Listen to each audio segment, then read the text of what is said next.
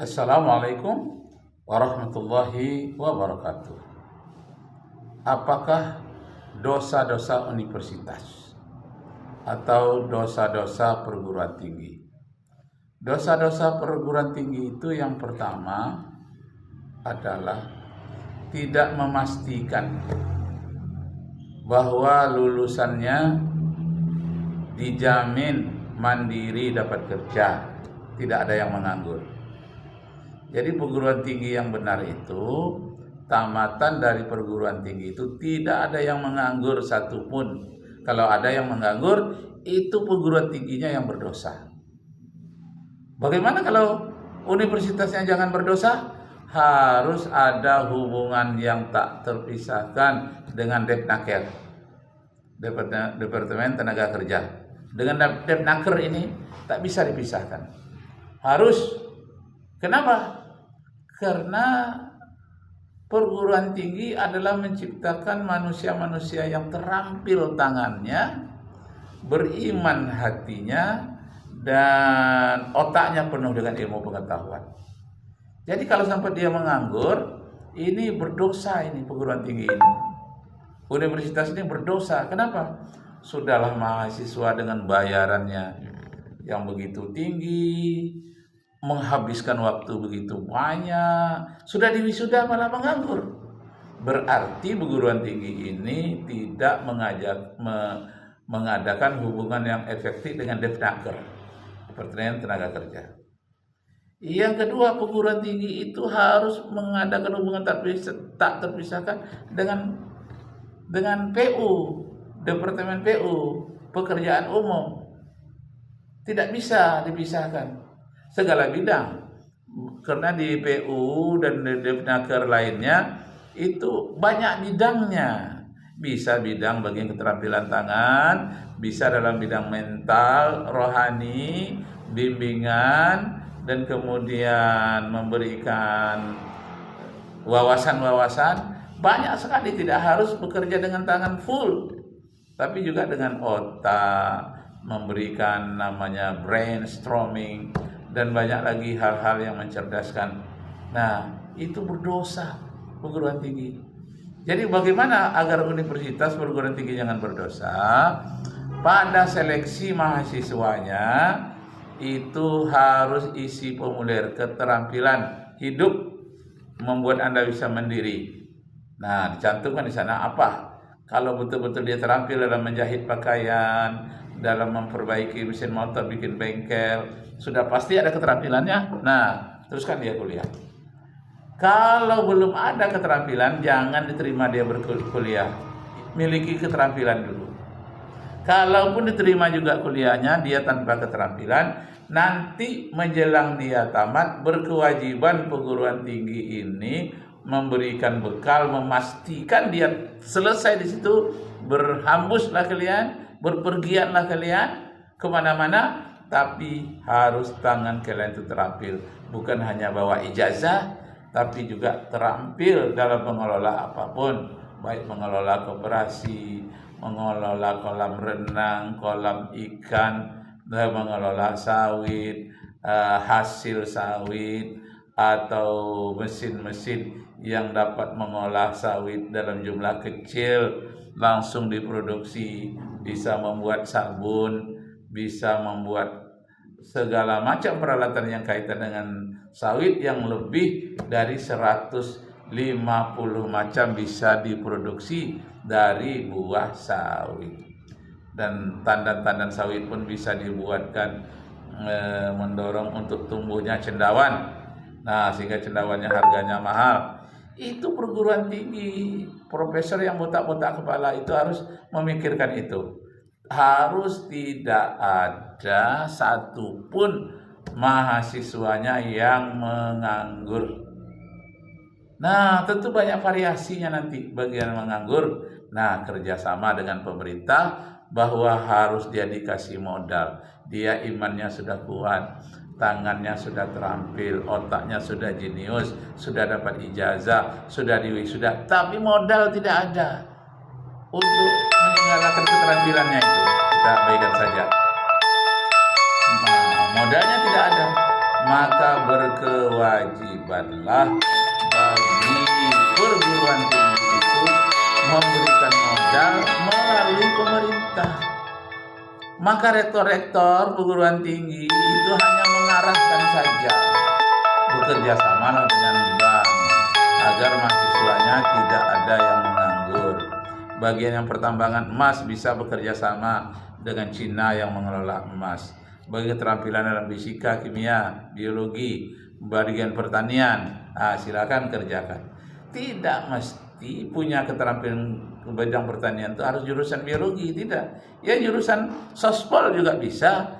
Yang penting dia mempunyai keterampilan dasar untuk dia bisa hidup, dia bisa berkeluarga. Ini tidak, Sirian itu sampai dia meminta izin untuk bunuh diri. Sirian, S2, ekonomi, taman UI. Masya Allah. Kenapa? Pertama, dia tidak dapat bimbingan dari perguruan tinggi. Yang kedua, dari universitasnya tidak dapat modal keuangan. Yang ketiga, dia tidak berada pada posisi yang kuat, yang dibantu oleh universitas yang mengantarkan dia seharusnya, karena dia fisiknya lemah. Apa salahnya dibantu dulu sampai dia bisa terbang sendiri. Ibarat seekor elang yang dipelihara di dalam sangkar, itu kakinya menjadi lemah, sayapnya menjadi lemah, harus dilatih dulu oleh pelatih elang tadi. Nanti dia akan terbang di angkasa, terbang di sisi awan. Kenapa? Ada pelatihnya. Yang dilatihnya itu pertama adalah universitas, yang kedua baru BLK, Balai Latihan Kerja. Itu kecil BLK itu. Yang besar adalah perguruan tinggi. Jadi jangan hanya diberikan brain saja, otak saja, tapi diberikan juga mengasah keterampilan tangannya dan keberhasilan dia bagaimana berkomunikasi dengan masyarakat daerah, sehingga dia tidak berbondong-bondong ke kota. Di desa-desa pun dia akan mengembangkan keterampilannya. Apalagi sekarang ini ada keterampilan yang bisa diasah melalui listrik tenaga surya, yang kampung-kampung tidak terjangkau oleh listrik yang biasa, yang konvensional. Bisa listrik tenaga surya, bisa listrik tenaga angin, bisa listrik tenaga air. Inilah yang diberikan yang paling dasar kepada mahasiswa agar dia bisa hidup. Syukur-syukurnya nanti dia meningkat, mungkin sampai mendapat hadiah Nobel dengan banyak-banyaknya percobaan yang dia buat di desa-desa itu, baik dalam bidang pertanian maupun biogas. Maaf bicara ini, itu kotoran WC di desa-desa itu dibuang begitu saja. Padahal kotoran manusia bisa dijadikan biogas, dirancanglah. Orang-orang yang tamat SD aja saja ada yang merancang WC bisa mendatangkan biogas. Nah, kalau dari tahi sapi yang dikumpulkan menimbulkan biogas itu sudah banyak. Tahi manusia pun dikumpul jadi biogas sudah ada juga. Tapi belum berkembang, belum efektif penggunaannya. Itulah perlunya perguruan tinggi itu membimbing mahasiswa agar tidak menjadi pengangguran. Masya Allah. Jadi saya merasa sedih melihat Indonesia ini. Perguruan-perguruan tingginya seakan-akan lepas tangan. Terserahlah kepada kalian mau dapat kerja apa. Itu dosa universitas itu. Yang kedua, dosa universitas itu ialah ketika tamat-tamatan S1, S2 itu telah menjadi pejabat, tidak dipanggil dia, supaya dia jangan menjadi koruptor. Besok menjadi koruptor banyak di Pertamina. Itu tamatan mana itu? Waktu tamatan UI, ini tamatan UGM, ini tamatan ITB. Apakah tidak malu? Apakah ITB misalnya? Bukan saya menuduh, tidak. Apakah ITB, UI, dan UGM tidak mengadakan brainstorming, otak yang kotor yang ingin korupsi terhadap mahasiswanya? Kalau nanti menjadi pejabat, apakah eksekutif, apakah itu legislatif atau yudikatif, apakah tidak dicuci otaknya dulu? Atau mereka dipanggil, yang tamatan UI itu dari mana saja, yang jadi pejabat berapa, yang menjadi anggota DPR berapa, dipanggil supaya jangan mereka memalukan universitas tempat mereka dilahirkan. Wah, ini Taman UI ini. Saya pernah menanyakan begitu 20 tahun yang lalu. Bertanya langsung kepada dosen UI yang juga mengajar saya di Universitas Riau, Sospol S3 tahun 2004 2005. Waktu itu kampus Unri Riau di Gobah namanya. Sekarang pun S2 S3-nya di Gobah itu. Nah, jadi Bapak Ibu Saudara sekalian, ini yang menjadi perhatian kita. Jadi kalau ada mahasiswa, pejabat-pejabat yang melakukan korupsi atau melakukan perbuatan yang sangat merugikan negara, ditanya, tamatan dari universitas mana dia tuh? Taman ITB kah, Taman Unri kah, Taman UIN kah, taman mana dia? Sangat memalukan sekali seandainya universitas-universitas yang terkenal dengan dosen-dosennya yang hebat dari luar negeri, tahu-tahu hasil produksinya mahasiswanya melahirkan koruptor-koruptor di tempat pekerjaannya masing-masing. Masya Allah. Itu berdosa perguruan tingginya. Di samping dosanya pribadi, ya itu tidak dimungkiri. Dosa masyarakat yang tidak mengawasi, pengawas dari Pertamina misalnya tidak bekerja dengan itu, iya. Tapi dari segi moral, dari segi ketamatannya, kalau perlu ijazahnya ditarik kembali. Kamu ini tamat perguruan tinggi yang bagus ITB misalnya, ditarik lagi kembali. Kenapa? Memalukan ini tamat universitas ini. Jadi yang tamat-tamat universitas itu, Bapak Ibu, Pak Rektor di seluruh Indonesia, panggillah mereka ketika mereka jadi pejabat. Ketika mereka menjadi anggota DPR, panggil mereka. Adakan seminar-seminar, diskusi, atau dikumpulkan. Tunjuk hidungnya satu-satu. Nah, kamu jangan menjadi koruptor di Pertamina. Kamu jangan jadi koruptor di DPR. Kamu jangan menjadi koruptor bagian investasi industri. Kamu dengan segala macam profesinya, apapun profesinya, yang tamat perguruan itu kontrol. Jadi berdosalah perguruan tinggi itu setelah mahasiswanya tamat dilepas begitu saja.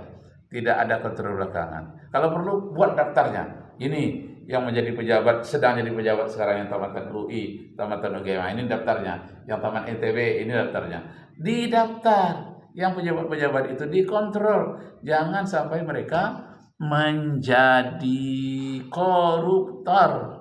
Jangan mereka menjadi pengkhianat negara. Seperti misalnya sekarang itu di PIK 2. Tidak mustahil itu ada sarjana-sarjana tamatan UI, tamatan UGM yang bekerja di situ, yang membela kepentingan oligarki karena dia dibayar melupakan kepentingan negara. Tidak mustahil itu.